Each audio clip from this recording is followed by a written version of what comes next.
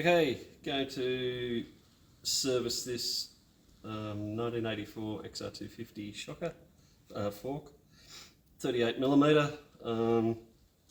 Going to be replacing the oil, replacing the seals, and the bushes are coming out as well. I'll probably reuse the ones that are in here. The first step is to remove it from the bike and clean it. So I've already brushed off all the dirt and crap that I think I need to brush off, and cleaned out in the seal cavity there. Just helps to stop getting crap in it. First step is to release any air pressure that's in there, which is as simple as pushing the valve down. There's none in that, so we're all good to go. Next step is to take this top cap off. It's a 17mm socket. I use a 6-point that fits on there nice and snugly. I'm going to have to hold that. One way you can do that is loosen this while it's still in the bike. The other is to use a spare triple clamp to clamp it.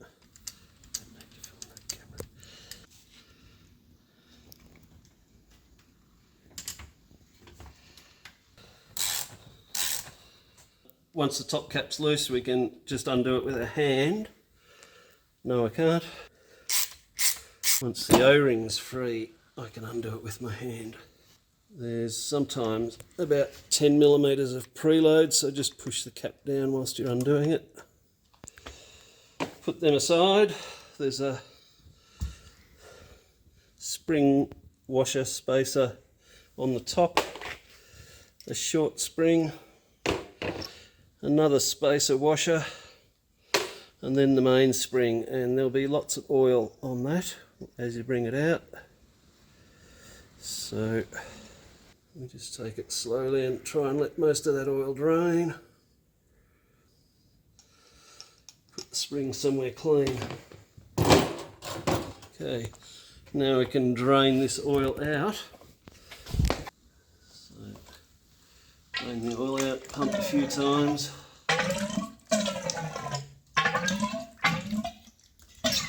And I might hang that up and let it drain for a while.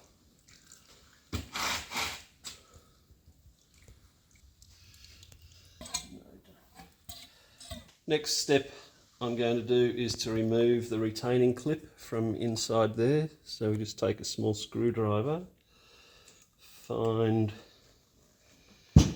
where the end is, and we just prise it out. There we go, there's an end. That comes off, and that allows the dust seal, oil seal and backing ring to come out of there after I have undone this bolt at the bottom. That's a 10mm Allen key. There's two ways of taking that out. I have special tools that I've made, just a piece of tube with a hex nut at each end. Yep, bingo. That's the correct size to fit in the top of the damper tube to hold that, so that I can unscrew the nut at the bottom, bolt at the bottom. Okay, so that one's a 24mm. That tool fits into the top of the damper rod in there, and I can use that to hold the damper rod whilst I undo the bolt in the bottom. If you don't have a special tool, the other way is to put the springs back in, push down, and I'll demonstrate that.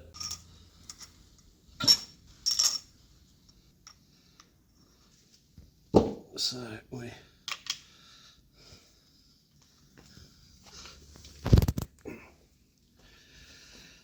a rattle gun apparently works best. I don't have a rattle gun, which is why I've got special tools for doing this. But if you press down hard on there whilst you have the rattle gun into that. Anyway, that's the idea. The spring pressure pushing on the damper rod stops it from turning, and you can undo the bolt there. That isn't what I'm going to do tonight. So I've placed my special tool in the vise. I'm going to slide the fork leg over it and engage that in the damper rod. Okay, that's got it. Then I can stick the hex bit in the end of there and undo, like so. So that's the bolt. There's a copper sealing washer there. I'll leave that tool on there. I'm now removing the damper rod, which is that piece. That's the hex that the special tool was going into to hold it. There's also a, it's not coming out, but there's a lock piece down the bottom of there. And this is where some fun is had. I've taken out the retaining clip from there, so now I use this tube as a slide hammer to pull the seals out. Do the slide hammer thing, which is just a series of short, sharp strokes to knock, using the weight of the two items just to pull it out like so. And now we've got dust seal, oil seal, backing ring, and the fork bushes. Going to reuse those and replace these. So that just comes off, that comes off. Put them where I won't get them mixed up with the new ones. Backing ring can go in there, bush can go in there, and this one, they're split, so just a bit of pulling outwards pressure and that should slip off there, like so. And put that aside, and I still have that lock piece. So that sits in the bottom of the fork, that fits into there, and that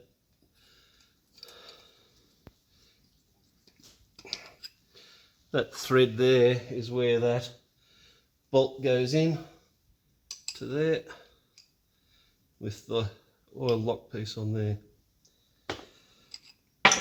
And we'll go through all of that when it comes time to reassemble. So the next step is a bit of linishing to get the scratches out. There's a few visible scratches here. I'm going to clean the oil off first, and then I'm going to take a piece of 400 wet and dry, a little bit of kerosene, and just give it a sanding. Try and get some crosshatch marks on it and get rid of these scratches. That will make it seal a bit better. That's all. So wet and dry and some kerosene, and I just do that sort of thing and in the other direction so that we get a crosshatch effect. And I'm going to look for those scratches and maybe give a bit of special treatment in that area.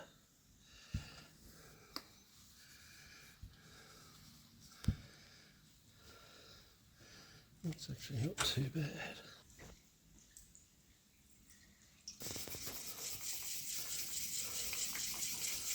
Give this a bit of a swirl out just to try and get rid of the crap of sealing the hole in the bottom a bit. Bit of Kero, a bit of a rinse around, and just try and flush it out. Use a bottle brush, that fits in there nicely if you need to get out chunks. We'll let that drain for a bit and then we'll start putting things back together. I'm just cleaning the dirt out of the recess where the retaining clip goes, because that tends to fill up with dirt. It's on the outside of the seals, so we don't want that getting in to the fork when we reassemble, so just make sure that's nice and clean. So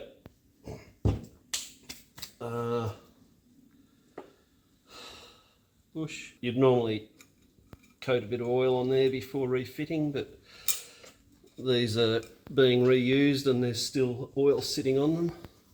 We've got the bush on the end of the fork. We put the damper rod with the rebound spring into the fork tube. Slide that down there and that comes out. Oil lock piece goes on the end of that. I'm going to put grease into the inside of the fork leg where the bush goes and where the seals go, just to help things fit together a bit more easily. So I use moly grease and I'm just putting it onto the seat where the bush goes and onto the seats where the seals fit. Once I've done that, I'm going to take this assembly and slide that down in there.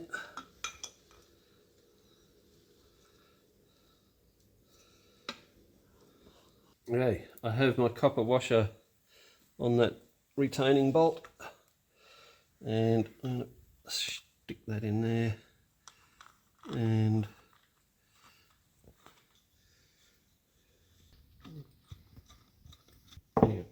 going to take that over to the vise and tighten that up. Alright, slipping that back onto the special tool to tighten up, and I tend to over tighten these, and that's done.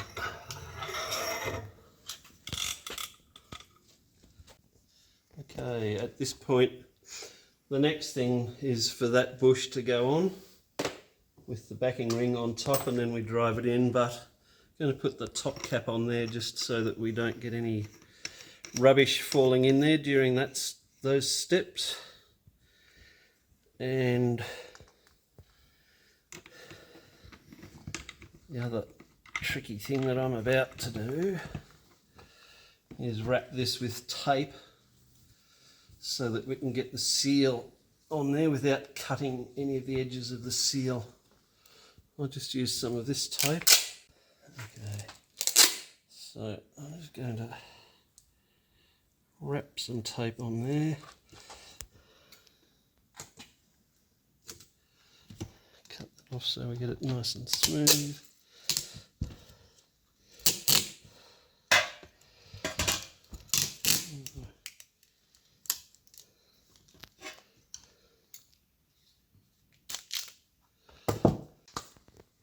So,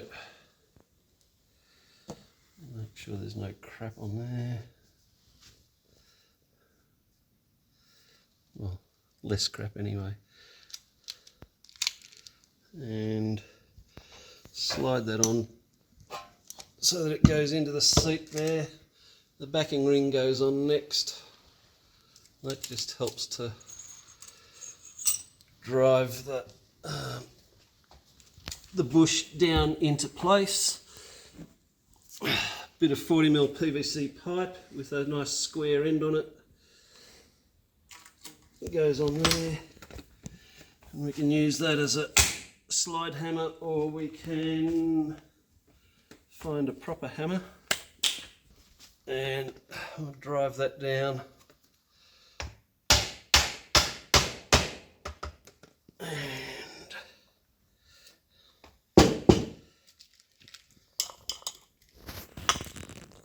Hopefully that's far enough, and we'll get seals and put those in.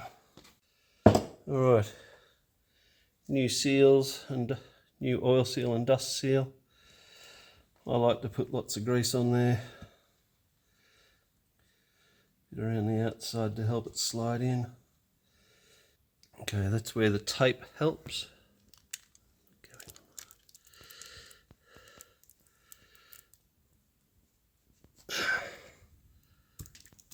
Slide that over the end and that stops it cutting the seal. That goes down in there.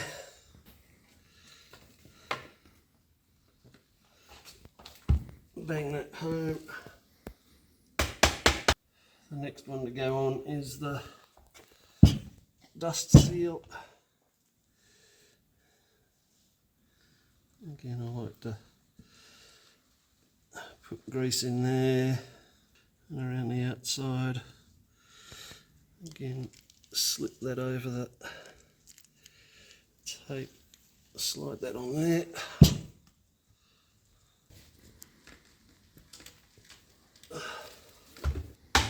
Bang that home. If everything's gone according to plan, and it hasn't. Oh, hang on, maybe it has. There should be enough room to get this retaining clip to sit into the slot and hold everything in place. It should just go in under its own spring pressure. This isn't really, but it is going in with a bit of convincing. Okay, that's done, that's seated and in. And the next step is to fill it with oil. I've put the assembled fork in a vise to hold it. Take the top cap off because we're going to put oil in.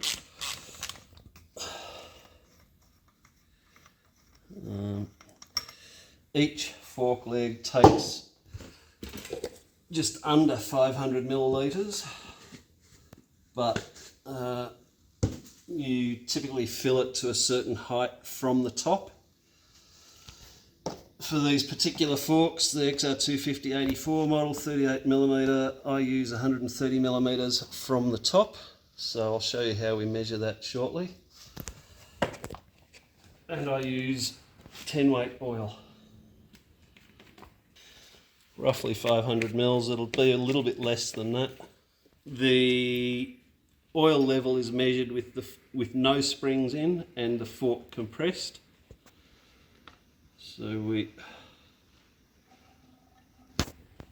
fill her up. There's a fair bit of air in there.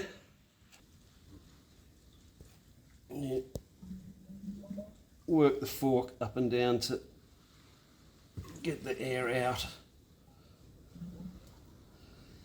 You may be able to hear that gurgling. Okay. Now, the way we get it to the correct level from the top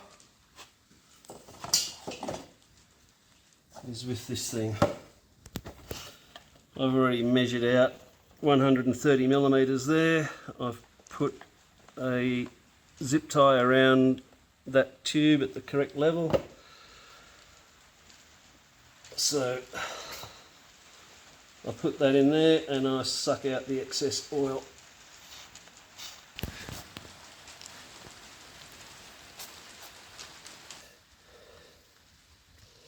And that's our 130mm. So at that point, we can put the springs back in. One spring, spring seat washer. The short spring goes at the top. Other spring seat washer. And then the top cap can go back on. There's a little bit of preload on the spring. Tighten that up. and I'll put that back in the triple clamps and tighten that properly, but that's it, job done.